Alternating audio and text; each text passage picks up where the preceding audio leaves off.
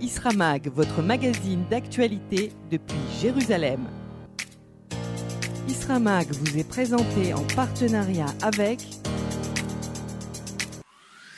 Pour réaliser son alia, il y a les adeptes de la débrouille, on verra. Et il y a ceux qui savent. Avec l'Alia de groupe, chaque famille perçoit jusqu'à 10 000 € de subvention, un accompagnement professionnel et une aide scolaire sans précédent pour vos enfants. Programme pilote pour les familles. L'Alia de groupe vous fait profiter de ses 25 ans d'expérience et de ses 99% d'intégration réussie auprès de 1500 familles. Pour connaître le détail des aides et subventions allouées, appelez maintenant le 01 86 96 93 51. 01 86 96 93 51.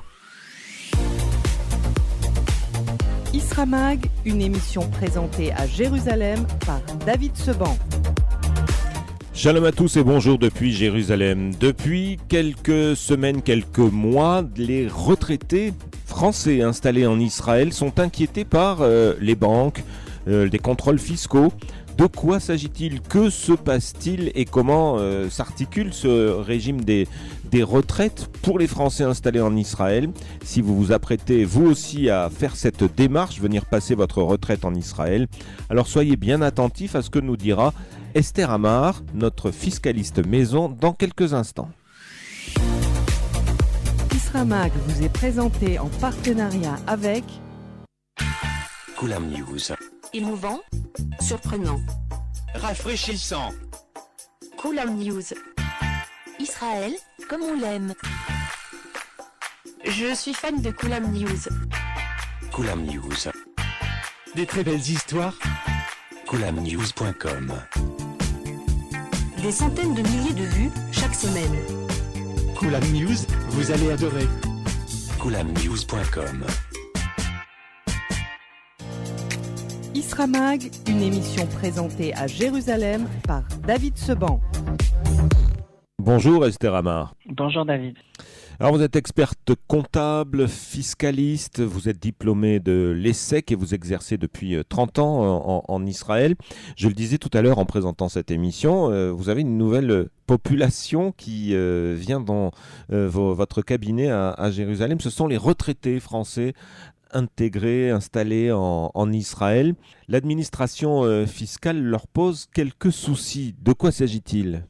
Effectivement, David, en fait, depuis le début de l'année 2020, il y a eu le corona qui a pris le début de l'année, mais on va dire que maintenant, avec une habitude de ce corona, avec lequel tout le monde doit vivre, en fait, les impôts, je pense un peu de tous les pays, mais en Israël spécialement, se tournent vers les retraités et demandent de plus en plus les retraités français de tous les pays du monde de vérifier qu'effectivement leurs retraites sont bien déclarées au fisc israélien. Pourquoi? Parce qu'il y avait justement plusieurs lois qui permettaient d'une exemption de 10 ans depuis l'année 2007. Donc tous les gens qui étaient montés après 2007 avaient 10 ans d'exemption sur leurs recettes, leurs revenus, donc leur retraite de France. Et en fait, ça s'est fini. Donc première déclaration devait être en 2018 pour l'année 2017. Et à attendre de mettre les choses en place d'une part et d'autre part de voir qu'effectivement les gens n'ont pas tellement déclaré. Et en parallèle avec le corona, si vous voulez, c'est que les gens, les impôts ont payé beaucoup d'argent, ce qu'on appellerait le Misrad HaOtzar en Israël, c'est-à-dire le ministère des Finances paye beaucoup d'argent pour aider l'économie. Donc en fait, on va dire que les impôts sont un peu plus pointilleux sur le fait que les gens doivent payer ce qu'ils doivent, et c'est pour ça, c'est ce qui explique donc partiellement la multiplication des contrôles depuis le début de l'année. Il y a des contrôles tous azimuts en fait, que ce soit de France ou du système fiscal israélien qui jusqu'à présent les laissait plus ou moins tranquilles. Donc ces recherches croisées, ces contrôles croisés n'épargnent pratiquement plus personne maintenant en Israël. Voilà, c'est exactement ce qui se passe en fait. Comment on explique cet accroissement? Parce que jusqu'à maintenant, les caisses de retraite françaises demandaient en fait une autorisation, ce qu'on appelle une attestation de résidence fiscale, donc en Israël, aux retraités français pour être bien sûr qu'en fait, quand ils iraient leur retraite à l'étranger, en fait, c'était pas interdit, c'était tout à fait normal et qu'ils n'avaient pas à s'occuper quelque part donc du paiement des impôts en France. Mais en fait, maintenant, il y a encore un nouveau acteur qui se mêle à tout ça, ce sont les banques israéliennes. Les banques israéliennes, il ne faut pas oublier, qu'elles ont payé beaucoup de pénalités, en fait, n'ayant pas été suffisamment strictes par rapport à la gestion des comptes des ressortissants à l'époque, ou étrangers, ou avec une double nationalité, ou bien les nouveaux immigrés, les Olim Khadashim, comme on les appelle en Israël.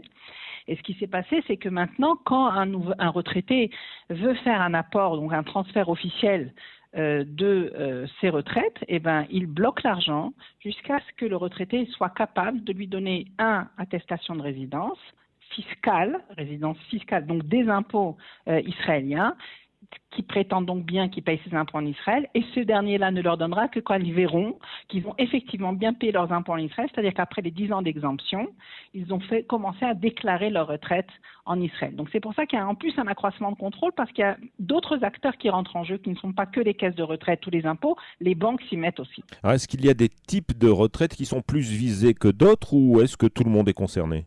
Alors, ce qu'il faut bien comprendre, c'est que si on parle uniquement donc des retraités français, donc il y a une convention en fait entre la France et Israël qui explique que les retraites qui sont des fonctionnaires français ne regardent que la France. Donc a priori Israël n'a absolument pas de droit dessus, mais toutes les retraites d'ordre privé, donc les gens n'étaient pas fonctionnaires en France, après ces 10 ans d'exemption, ils doivent être déclarés en Israël. Et c'est là en fait que ça pose problème, parce que beaucoup de gens ne déclarent pas. C'est ce qui se passe vraiment. Moi je vois en fait au fur et à mesure autour de moi, dans mon cabinet, les gens qui viennent me voir et qui jusqu'à maintenant ça passait plus ou moins. Quand ils faisaient leurs allers-retours en France, ils prenaient l'argent comme ça en liquide, mais maintenant ça passe plus parce qu'il faut faire des virements quand on touche de gros montants. Et donc là, ça commence à poser problème véritablement. Et donc c'est ce qui explique que les retraites d'ordre privé doivent être déclarées. Et en fait, il faut absolument faire ces déclarations en temps et en heure. En fait, tout simplement pour une raison très simple. Parce qu'en fait, qu'est-ce qu'on fait ?